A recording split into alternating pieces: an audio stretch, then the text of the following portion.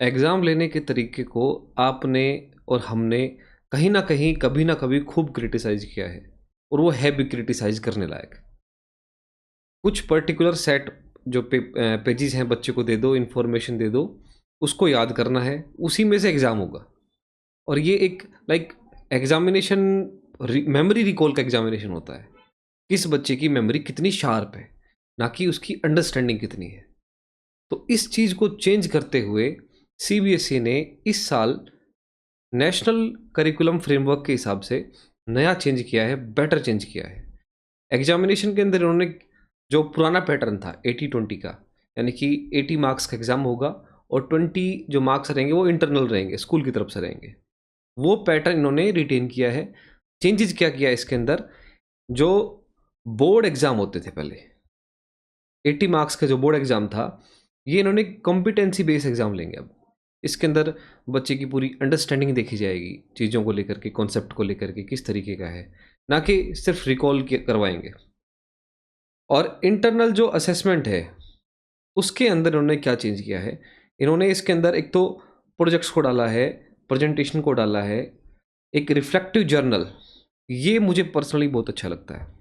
Reflective journals में student खुद के बारे में जानना सीखेगा, खुद के उसके उसकी इमोशनल थिंकिंग क्या होती है किसी चीज़ को लेकर के, जो भी उसके अंदर जो ख़्याल आते हैं, थॉट्स आते हैं, वो दूसरों के बारे में क्या सोचता है, खुद के बारे में क्या सोचता है, इस तरीके से कंप्लीट असेसमेंट, स्टूडेंट का कंप्लीट असेसमेंट, और ये पूरे साल चलेगा।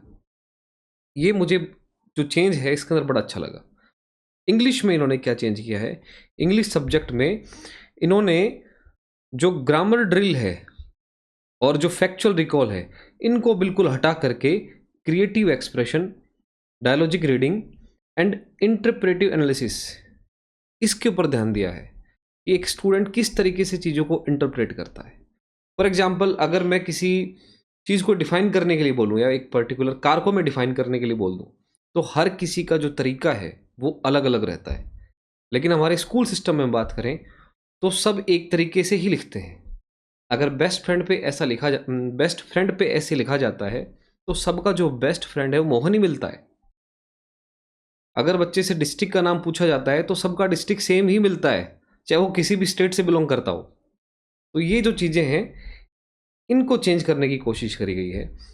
इस पूरे जो करिकुलम है, इसके अंदर सीबीएसई बार-बार एक ही चीज़ कहता है कि जो रिकॉल करने वाला पैटर्न था एग्ज़ामिनेशन को, उसको आप बंद करो, उसको आप रिप्लेस करो इस मेथड से। तो सारा फोकस इस चीज़ के ऊपर है, रट्टाफिकेशन को हटा करके अंडरस्टैंडिंग और एप्लीकेशन बेस्ड लर्निंग के ऊपर है। जो प्रोजेक्ट्स एंड एक्टिविटीज़ हैं, इनको उन्होंने 35% वेटेज दिया है। सबसे मेजर पार्ट इसी का ही है, प्रोजेक्ट्स एंड एक्टिविटीज़ का।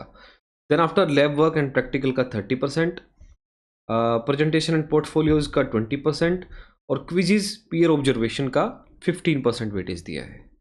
तो जो इंटरनल असेसमेंट का इन्होंने कंप्लीट जो ब्रेकडाउन है वो प्रोवाइड किया है, किस तरीके से बच्चे का असेसमेंट होगा और बेटर वे में उसके लिए काम हो पाएगा। तो इन सब चीज़ों को सीबीएसई ने ऐड किया है। ये सारे चेंजेस मुझे लगता है कि आज से कम 15 से 20 साल पहले हो जाने चाहिए थे, लेकिन ये अब हुए हैं। अच्छी बात है कि अब चेंज हुआ है। ये एक रिक्वायर्ड चेंज था, जो काफ़ी टाइम से वेट कर रहा था। एक जो डेवलपिंग नेशन है उसके लिए अच्छी एजुकेशन का होना बहुत ज़रूरी है, और इसके अंदर असेसमेंट भी एक मेजर पार्ट है एजुकेशन सिस्टम का। इन चेंजेस के बारे में आपकी क्या राय है, मुझे कमेंट सेक्शन में ज़रूर बताएं।